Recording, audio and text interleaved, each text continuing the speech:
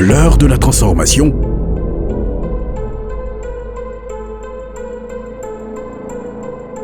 Une émission de l'Hôtel du Dieu Vivant.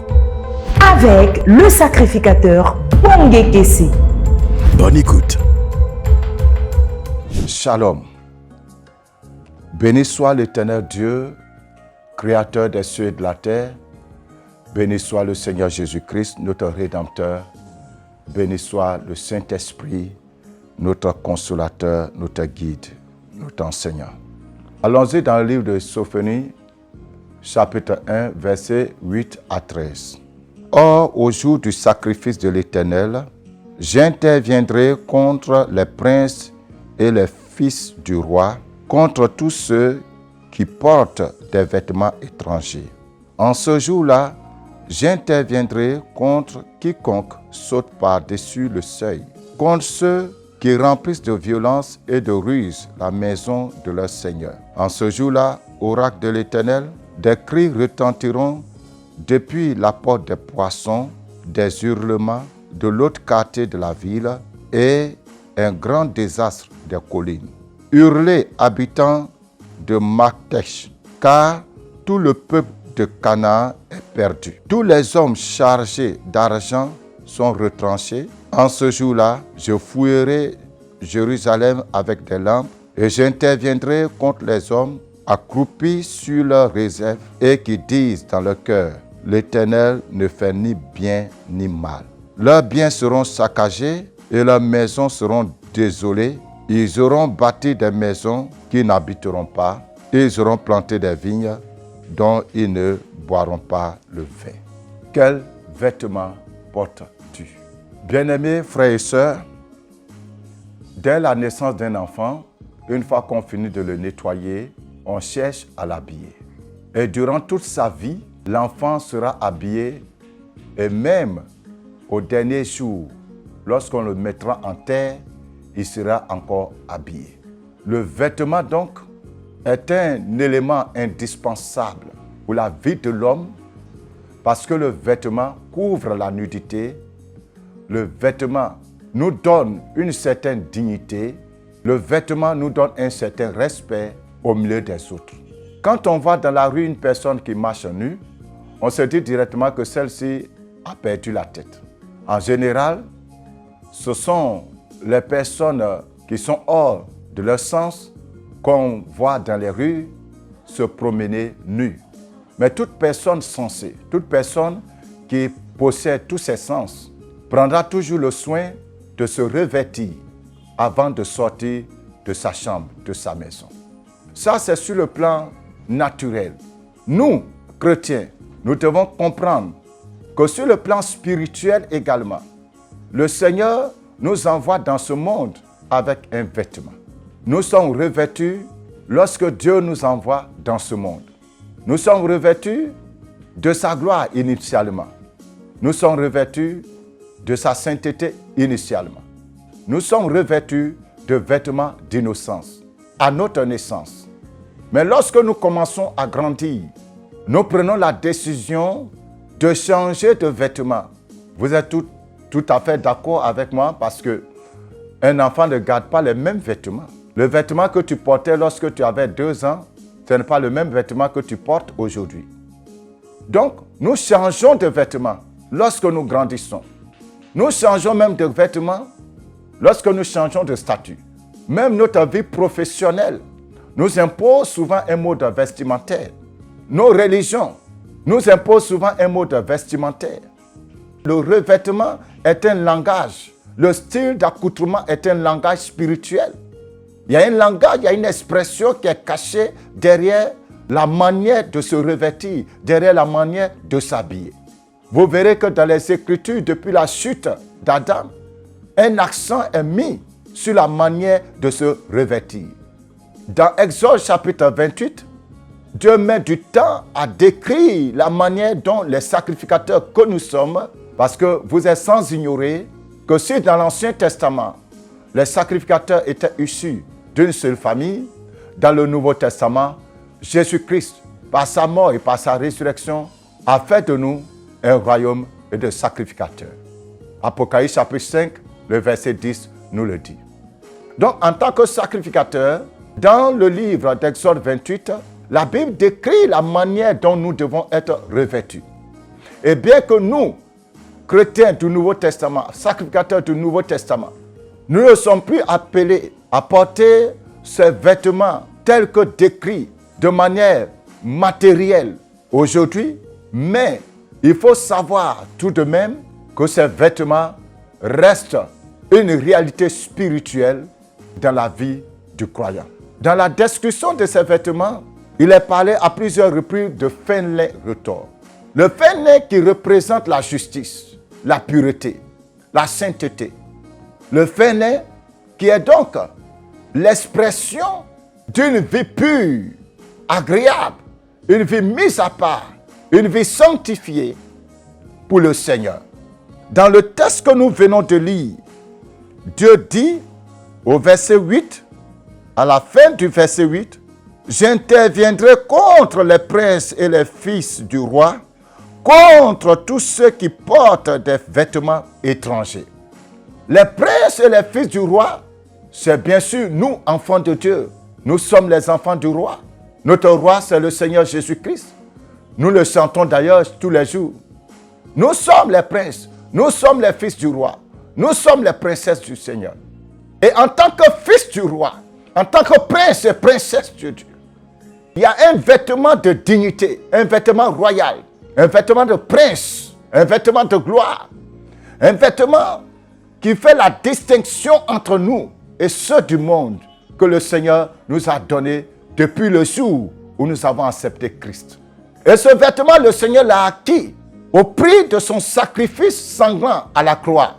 Ce vêtement nous a été donné gratuitement après que Jésus-Christ nous ait rachetés par son sang, en donnant de sa vie, en mourant de cette mort atroce, cette mort douloureuse, après avoir été flagellé, blessé, humilié, brisé, écrasé, après avoir vécu l'opprobre, la honte, après qu'il ait supporté le poids de la croix, supporté le poids de la crucifixion, après que Christ ait donné sa vie gratuitement pour toi et pour moi, il a pour toi et pour moi acquis un vêtement nouveau, un vêtement de consécration, un vêtement de distinction, un vêtement de pureté et un vêtement de gloire.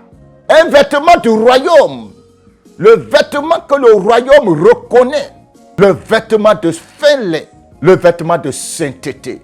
Tu peux porter donc ta veste, tu peux porter ton boubou, tu peux porter ta robe, tout à fait naturellement, tout comme j'en suis revêtu, mais dans le monde de l'esprit, dans le monde angélique, dans le monde divin, dans le monde spirituel, ton corps spirituel, ton âme doit être revêtue de vêtements de fin lin, de vêtements sacrés, de vêtements de sanctification, de sainteté, de pureté, de justice. Et quand Dieu, depuis son trône, jette les regards sur la terre, il jette les regards sur ta vie, Dieu doit te voir dans ce vêtement. C'est par ce vêtement que le monde spirituel nous reconnaît comme étant des enfants de Dieu. Un vêtement pur, sans tache. Un vêtement sans tache. Oui, un vêtement qui ne se lave pas avec le savon fait des mains des hommes. Mais un vêtement qui ne peut être lavé que par le sang de l'agneau. Alléluia. Quand ce vêtement est sale, il n'y a que le sang de l'agneau qui puisse laver ce vêtement. Et comment est-ce que le sang de l'agneau arrive à laver ce vêtement? Et comment est-ce que nous arrivons à salir même ce vêtement? Parce que pour qu'on puisse parler de laver, ça veut dire que le vêtement est sale, comme il en arrive très souvent avec nos vêtements naturels. Ce que j'ai porté, jusqu'au soir, je serai obligé de l'enlever et de la mener à la buanderie. Parce que ce serait sale. Et pour que je puisse le reporter, j'ai besoin de le nettoyer, de le laver. Notre corps spirituel également, notre âme, salit souvent, et très souvent d'ailleurs, son vêtement. Ce vêtement pur, ce vêtement de fin lin que Dieu nous a donné, que Christ nous a donné, en payant le prix par sa mort à la croix, beaucoup de chrétiens ne prennent pas garde à ce vêtement. Beaucoup de chrétiens n'ont même pas conscience qu'ils portent un vêtement sacré, un vêtement pur. Et vous savez, lorsque nous nous habillons en blanc, nous faisons très attention. Nous prenons beaucoup de précautions. Nous observons bien, nous regardons bien là où nous nous asseyons, là où nous passons. Parce que, mine de rien, la saleté risque de s'attacher à notre vêtement blanc. Nous mettons beaucoup de soins à préserver notre vêtement blanc que nous portons physiquement. Lorsque nous mangeons, lorsque nous montons dans les véhicules et lorsque nous marchons dans les rues, nous faisons très attention. Nous faisons très attention pour ne pas salir ce vêtement. Et dès qu'une tache se pose sur ce vêtement, tout de suite, si nous ne sommes pas à la maison, quel que soit le lieu où nous allons nous trouver, nous trouverons un moyen de nettoyer rapidement cette tache avant de continuer notre chemin. Mais ce grand soin que nous prenons à maintenir nos vêtements naturels, le vêtement blanc naturel, matériel, ce grand soin que nous prenons pour le maintenir blanc, pour le nettoyer, nous avons du respect pour ce vêtement. Nous prenons grand soin de ce vêtement. Est-ce que nous faisons la même chose pour le vêtement de sainteté que Jésus-Christ nous a donné? Tu es prince, tu es princesse du Seigneur. Cela marque ta dignité. Cela marque ta distinction. Mais est-ce que tu prends soin de ce vêtement? Est-ce que tu protèges ce vêtement? Est-ce que tu gardes ce vêtement pur? Ou bien chaque jour, à chaque instant, tu le rends sale. Et le vêtement est tellement sale qu'il a perdu même sa couleur. Vous savez, quand le blanc se salit trop, à un moment donné, même quand tu le laves, il ne retrouve plus sa couleur, sa clarté d'avant. Ton vêtement était tellement sale qu'il ne retrouve même plus sa couleur, son éclat. Et comment est-ce que tu suis ton vêtement? Comment est-ce que tu salis ton vêtement? C'est en marchant par la chair. Galates, chapitre 5, nous dit ceci. À partir du verset 17 jusqu'au verset 21. Car la chair a des désirs contraires à l'esprit, et l'esprit en a de contraires à la chair, ils sont opposés l'un à l'autre, afin que vous ne fassiez pas ce que vous voudriez. Mais si vous êtes conduits par l'esprit, vous n'êtes pas sous la loi. Or, les œuvres de la chair sont évidentes, c'est-à-dire inconduite, impureté, débauche, idolâtrie, magie, hostilité, discorde, jalousie, fureur, rivalité, division, parti pris, envie, ivrognerie, orgie et choses semblables. Je vous préviens, comme je l'ai déjà dit, comme je l'ai déjà fait, ceux qui se livrent à de telles pratiques n'hériteront pas du royaume de Dieu. La Bible nous fait comprendre donc ici que les œuvres de la chair sont opposées à celles de l'esprit. Et qu'il en est ainsi pour ne pas que nous puissions faire ce que nous voulons. Et la liste qui est donnée ici n'est pas une liste exhaustive. Chers pasteurs, anciens d'église, diacres, chantres et chers chrétiens, est-ce que tu marches par l'esprit ou bien tu marches par la chair? Si tu es dans la jalousie, alors tu marches dans la chair. Si la colère est en toi, alors tu es charnel. Si tu pratiques les orgies, alors tu marches par la chair. Si tu pratiques la magie, oh oui, aujourd'hui, l'église est remplie de magiciens, de francs-maçons, de féticheurs, les pasteurs féticheurs, pasteurs francs-maçons, prophètes francs-maçons, bishops francs-maçons. Ils sont remplis aujourd'hui dans nos églises, emprisonnant les pauvres âmes du Seigneur qui se croient être dans la bergerie de Christ, opérant des miracles. Oui, il opère des miracles, mais il est franc-maçon. Il opère des miracles, mais il est féticheur. Il opère des miracles, mais il est sorcier. Il opère des miracles, mais il est dans l'occultisme. Il opère des miracles, mais il est dans la divination. Il marche par la chair. Il donne des révélations, mais c'est un démon qui l'utilise. Il travaille avec le diable. Il le sait très bien. Il opère des miracles, mais après il s'en va coucher avec les filles de l'église. Il est ancien d'église. Il finance l'église. Il finance l'homme de Dieu. Mais il cherche les femmes de l'église. Il est dans la chair. Il est responsable de l'église. Mais c'est lui qui s'oppose aux hommes de Dieu, aux décisions des pasteurs, qui créent des divisions. Il est dans la chair. Il est dans la chorale, dans le groupe musical. Mais là, l'orgueil a rempli son cœur. Et la vie de débauche est son partage. Il est dans la chair. Et chaque jour, sa robe devient noire. Sa robe est remplie de boue. Sa robe est remplie d'odeur. Oh, combien de fois nos églises sentent mauvais. Le collège pastoral sent mauvais. L'odeur qui se dégage de nos églises, l'odeur qui se dégage de l'autel, de la chair, l'odeur qui se dégage du groupe musical, de la chorale, l'odeur qui se dégage de l'assemblée, l'odeur est nauséabonde, l'odeur étouffe Dieu, le péché atteint son comble. Celui qui marche par la chair ne peut pas accomplir les désirs de Dieu, et celui qui marche par la chair rend sale son vêtement. Cher pasteur, c'est vrai, tu prêches, c'est bon. Tu donnes des prophéties, c'est bon. Tu guéris les malades, c'est bien. Tu chasses les démons, c'est bien. Mais est-ce que ta robe est pure? La cupidité, l'amour de l'argent, l'orgueil a rempli aujourd'hui beaucoup de prédicateurs, beaucoup de messagers du Seigneur, beaucoup d'ouvriers de l'Éternel, beaucoup de serviteurs, beaucoup de chrétiens sont assis dans des fauteuils d'orgueil. Et on se dit, tant qu'il y a les miracles, tant qu'il y a les révélations, tant qu'il y a les visions, tant qu'il y a les prophéties, chers frères et sœurs, la prophétie passera, les miracles passeront, les révélations passeront. Mais la nature de sainteté que Dieu réclame de nous, la Bible même nous dit que sans la sanctification, nul ne verra le Seigneur.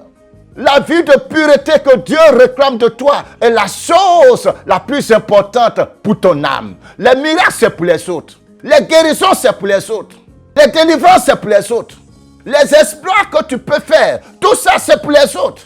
Oui, ça te donnera certainement une cote de popularité, une gloire éphémère et terrestre, une illusion de l'excellence.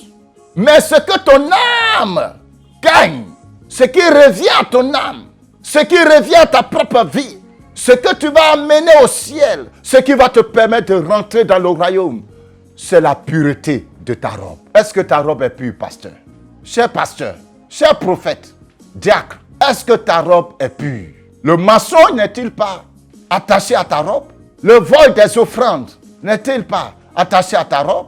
L'hypocrisie n'est-il pas attachée à ta robe? Pendant que je parle, Dieu est en train d'ouvrir tes yeux sur ta vie. Non, ne passe pas à une autre émission. Ne quitte pas la chaîne. Écoute jusqu'à la fin. Toi qui marches avec le pasteur, est-ce que la souillure n'est-elle pas attachée à ta robe? Si tu veux garder ta robe pure, le seul secret, c'est de crucifier la chair. C'est de crucifier la chair et ses désirs. C'est seulement en crucifiant la chair, en renonçant à la chair, en prenant une décision ferme. Alors là, ferme, parce qu'on ne peut pas convertir la chair. Vous comprenez? On ne peut pas convertir la chair. On ne peut pas améliorer la chair. On ne peut pas transformer la chair. La seule chose que tu puisses faire pour avoir la victoire sur la chair, c'est de la crucifier. C'est de renoncer à elle. C'est de la mettre à la croix par le jeûne, par la prière et en dénonçant les œuvres de la chair. Ce qui maintient beaucoup de chrétiens dans le péché, dans la chair, dans les œuvres de la chair. Ce qui maintient beaucoup de pasteurs dans les œuvres de la chair, c'est la peur, c'est la honte de dévoiler ce que Satan est en train de faire dans leur vie, ce que la chair est en train de faire dans leur vie. Ils se disent, quand ils tombent une fois, ils se disent, je vais me relever. Ils tombent une deuxième fois, ils se disent, je vais me relever. Le Saint-Esprit leur dit, va parler à ton pasteur, va parler à un frère, va parler à un collègue. Il dit non, on va se moquer de moi, ça fait trop honte. Et à cause de la honte, l'orgueil, à cause de ton orgueil, tu ne veux pas aller dévoiler le péché. Tu ne veux pas aller exposer le diable. Tu ne dévoiles pas ce que le diable, que la chair est en train de faire dans ta vie. Et ça te rend au point où ça devient une habitude, ça devient une coutume, ça devient une vie, ça devient une relation. Maintenant, la robe ne peut plus devenir éclatante. Parce qu'à peine tu demandes pardon, que tu reproches dedans. Pendant que tu es en train de demander pardon, Jésus n'a même pas encore fini de laver que tu replonges dedans. Aujourd'hui, regarde ce que tu as fait de ta robe, cher pasteur. Maintenant, tu es devenu un mystique à part entière. Tu es devenu un sorcier. On te voit avec Bible, mais tu es un sorcier. Cher chantre, voici encore un autre milieu où Jézabel règne dans toute sa plénitude et dans toute sa gloire. Nos centres produisent aujourd'hui la pollution, sont devenus une porte de pollution. La pollution par l'extravagance. Regardez tout ce que vous mettez sur vous. Est-ce que Jésus a besoin de cela? Tout ce décor que vous mettez sur vous. Est-ce que Jésus a besoin de cela, cher chantre? Est-ce que Jésus a besoin de cela? Maman pasteur, tout ce que tu mets sur toi, est-ce que Jésus a besoin de cela? On veut faire plaisir aux hommes. On veut ressembler aux gens de ce monde, aux stars de ce monde. On veut faire comme les gens de ce monde. Pourtant, la Bible nous enseigne sur comment le chrétien doit se vêtir.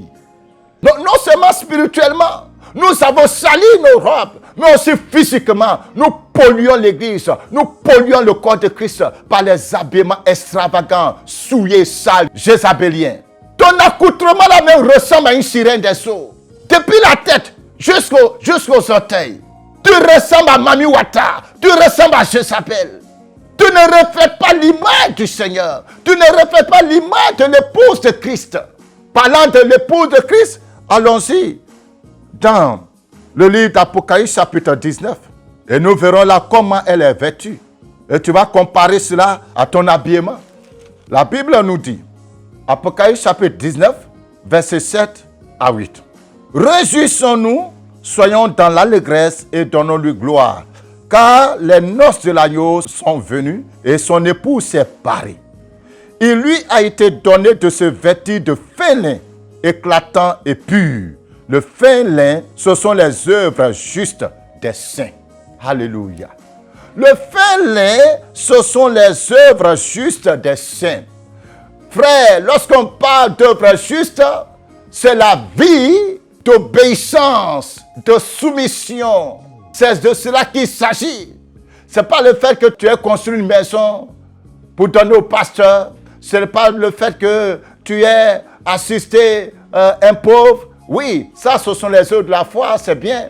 Mais les œuvres, écoutez-moi, cher ami, on peut même faire des dons aux gens, on peut être gentil par orgueil, pour se vanter, pour montrer qu'on est là. On peut être gentil, on peut faire beaucoup de dons, avec un esprit de fierté, d'arrogance. Et en ce moment, Dieu ne considère pas cela comme une œuvre de justice. Tu peux bien prêcher, tu peux chasser les démons, mais Dieu va considérer cela comme une abomination à ses yeux. N'est-ce pas que Jésus a dit, au dernier jour, certains diront, Maître, en ton nom, nous avons chassé les démons. Et qui dira, arrière de moi, ouvrier d'iniquité, je ne vous ai jamais connu. Donc c'est l'état de ton cœur, l'état de ton cœur, l'état de ton cœur. C'est l'état de ton cœur qui donne à ce que tu fais la valeur spirituelle que Dieu demande, la valeur morale que Dieu demande. Quel est l'état de ton cœur en faisant toutes ces choses? On peut voir aujourd'hui des prophètes, des soi-disant prophètes, s'il vous plaît, des soi-disant voyants, qui se glorifient des miracles, qui se glorifient des prophéties. Non, quand les disciples sont partis et qu'ils ont chassé les démons, et qu'ils ont commencé à se réjouir de ce que les démons leur sont soumis, Jésus leur a dit, ne vous réjouissez pas de ce que les démons vous sont soumis, mais réjouissez-vous plutôt de ce que vos noms soient inscrits dans le livre de vie. Alléluia, gloire à Dieu. Oh, j'aimerais bien ne même pas pouvoir chasser un seul démon, mais avoir mon nom écrit et rester écrit dans le livre de vie. Ce pour lequel tu dois te battre, frère, ce pour lequel tu dois te battre, ma soeur, ce n'est pas de chasser les démons, nous de guérir les malades. Tu dois te battre pour que ton nom reste inscrit dans le livre de vie. Oh my God! C'est ça qui est important. C'est ça qui est important. Est-ce que ton nom est encore dans le livre de vie? Ou bien ton nom clignote parce que le péché est dans ta vie. Ou bien ton nom est même effacé parce que ton nom, tu as tellement péché que Dieu t'a déjà retiré de sa famille. Tu t'es tellement endurci, tu t'es tellement assis dans le péché que ton nom a été effacé du livre de vie. Cher pasteur, cher chrétien, quel est ton état? On te voit avec Bible. On te voit chanter. On te voit prophétiser. Mais est-ce que ton nom est encore dans le livre de vie? Est-ce que ton nom est encore dans le livre de vie? Alors retournons à notre passage de base. Sophonie chapitre 1. Cette fois-ci, nous lirons le verset 14. Il dit ceci. Il est proche, le grand jour de l'Éternel. Il est proche. Il arrive en toute hâte.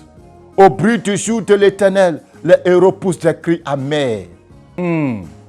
Ce jour est un jour de courroux, un jour de détresse et d'angoisse, un jour de dévastation et de ravage, un jour de ténèbres et d'obscurité, un jour de nuée et de brouillard.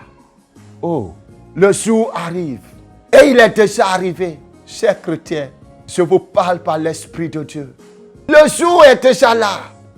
Le jour là est déjà là, chers frères. Vous qui vivez dans l'insouciance totale. Miracle, miracle, miracle. Prophétie, prophétie, prophétie. Les prophéties qui n'amènent pas au salut. Les miracles qui n'amènent pas au salut. Oh my God. Quel est ce type de prophète que nous avons aujourd'hui? Quel est ce type de pasteur, de faiseur de miracles que nous avons dans notre génération aujourd'hui, dont les miracles, dont les prophéties n'entraînent pas le peuple à la crainte de Dieu, à l'amour de Dieu, à la sainteté, à la consécration?